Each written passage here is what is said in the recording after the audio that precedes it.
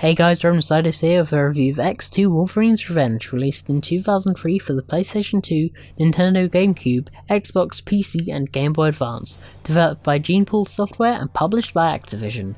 Being a huge Wolverine fan, I couldn't wait to review this game as it features one of the best comic book characters of all time. This was Wolverine's first solo outing on a home console since 1994's Adamantium Rage, so a new game featuring the mutant of the mysterious past was long overdue. With the help of Professor Xavier, Wolverine discovers that he has a fatal virus in his bloodstream and only has 24 hours to live. When all signs point to the Weapon X facility, Logan goes on a mission to confront his murky past and try to find the answers he seeks. Though the game was released at the same time as X-Men 2, it doesn't really follow the movie continuity and is instead based on the comic book universe, which is okay by me.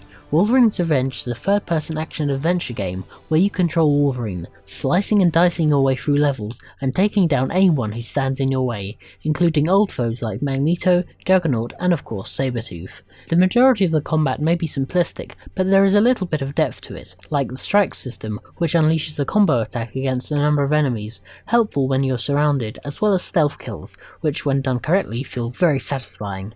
I have to say that while it's fun pulling off combos and stealth takedowns, it does get repetitive pretty quickly. There are only so many combos you can perform, so I didn't feel challenged, which was disappointing. Furthermore, enemy AI isn't all that smart, so mowing through soldiers isn't particularly difficult. On the other hand, boss fights are more entertaining, following a pattern of trying to find the weak spot and exploiting it.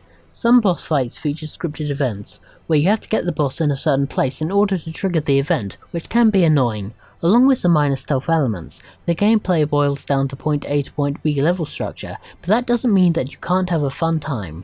The pick up and play nature of Wolverine's Revenge makes it accessible to all, and in no way has a steep learning curve.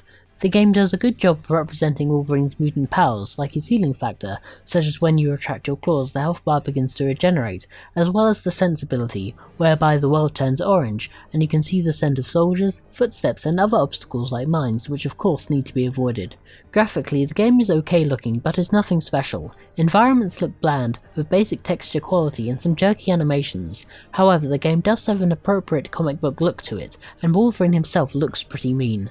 Likewise, the music doesn't really stand out. While engaged in action scenes, there are tempo changes to complement what is going on screen, but again it's just there, but it does do a serviceable job nonetheless. Mark Hamill voices Wolverine this time round, and really captures the gruff yet vulnerable quality of the character. It's strange though that the man who famously voiced the Joker is playing the hero in this game. I mean, Mark does a great job, but him being so well known in Batman the Animated Series does make it a bit odd, but if you're willing to put that fact out of your mind, then Mark Hamill is an excellent Wolverine. The game also has Patrick Stewart as Professor Xavier, who provides solid support. Speaking of the use of Patrick Stewart, this brings me to an issue I had with the game, which is the marketing. Wolverine's Revenge was marketed to tie in with the recently released X2 movie, but doesn't follow the continuity of the film, and instead the game has an original story set in the comic book universe. Having Hugh Jackman's likeness on the box art doesn't help the confusion either. I would have preferred it if this was just a standalone game with no connections to the movies. I think that would have helped the game stand out more. In regards to lasting appeal, there are comic books to collect which unlock classic Wolverine costumes, as well as dog tags that unlock concept art, a model viewer, and some outtakes, one of which feature a certain web-slinging hero. These are fun to collect, but they won't take long to find, and once you've completed everything, there's no real reason to come back for more. All that being said, this is one of the better licensed games out on the market, and can fill out a lazy Sunday afternoon. Yes, Wolverine's Revenge lacks polish, with a number of technical issues in regards to presentation. However, it's good fun and does a great job of making you feel like Wolverine. If a game makes you feel like the main character, then it's done its job.